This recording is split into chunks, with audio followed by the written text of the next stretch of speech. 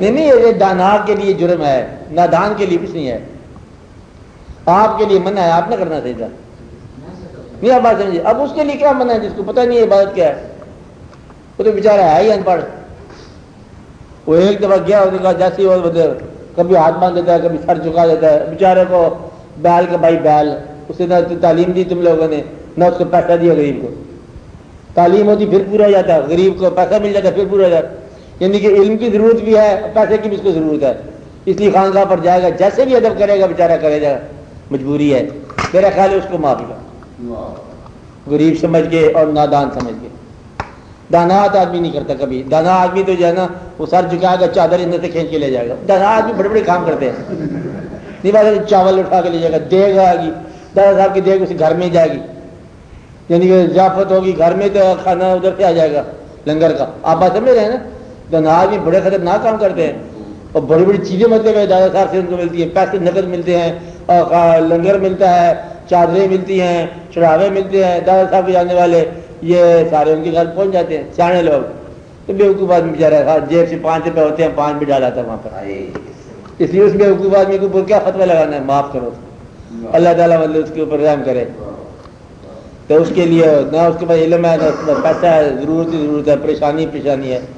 اس کے حال میں آپ بھی دعا کی کرو کہ بیچارے کیا ہے یہ کلمہ پڑھ کے مسلمان ہوئے ہیں، آگے اسلامی عمل تو انہوں نے دیکھا نہیں ہے نا. کسی بزرگ نے کلمہ پڑھا دیا، اس کے بعد پھر زندگی وہی ہے جو ایسے ہے. وہ دیہاتوں میں رہنے والے کیا علم سیکھیں گے بیچارے؟ صبح سے کھیت میں جانا ہے، شام کو واپس آنا. نہ علم دور سے مدرسے کا ملا، نہ دین کا ملا. ایک مولوی رکھا ہوا ہے، بس وہ جنازے پڑھا دیتا ہے، شادیاں کرا دیتا ہے اور روٹی اس کو کھا لیتا ہے، اور تو علم نہیں ملا ان کو. آپ کے کسی آدمی کو بھی اس طرح علم نہیں ہوگا. تو اس لیے اب یہ تو بات کی بات ہے کہ اب دادا صاحب پہ جاننے والوں کو کیا ادب ہونا چاہیے، کیا نہیں ہونا چاہیے. سجدہ کرتے ہیں پہلے یہ دیکھو کہ ان کی ضروریات پوری ہیں کہ نہیں ہیں غریبوں کی. تو غریبوں کی اگر ضروریات پوری ہو، ان کو دیکھو تمہاری ضروریات پوری ہو گئی، اب تم نہ جانا. ضروریات پوری کو نہیں کرتے، بیچارے جاتے ہیں تسکین کے لیے. تو ان پڑھ آدمی جب کبھی اس کو اللہ یاد کرنا ہوگا نا، اللہ کو یاد کرتا ہے، وہ دیکھتا ہے ضرورت کیسے بدلے ہو جائے. خانقاہ میں جاتے ہیں لوگ، پتہ ہے آپ کو کسی کو تکلیف ہوئی نا، بیمار، حکیم سے جواب مل گیا دعا کرو، دعا کیا. پھر کہتے ہیں اللہ سے آگے میں کیسے دعا کروں؟ کہتے ہیں کوئی اللہ کے جاننے والا ہو. پھر محلے کے کسی بزرگ کے پاس جائیں گے. پہلے مولوی صاحب سے دعا کرتے ہیں، پتہ ہے نماز پڑھ کے آتے ہیں، بچہ لے کے بدلے میں ہوتے ہیں، مسجد کے بعد دعا کرو پھونکا لگا. پھر اس کے بعد کسی پیر صاحب کے پاس جائیں گے، پھر عمل کے پاس جائیں گے.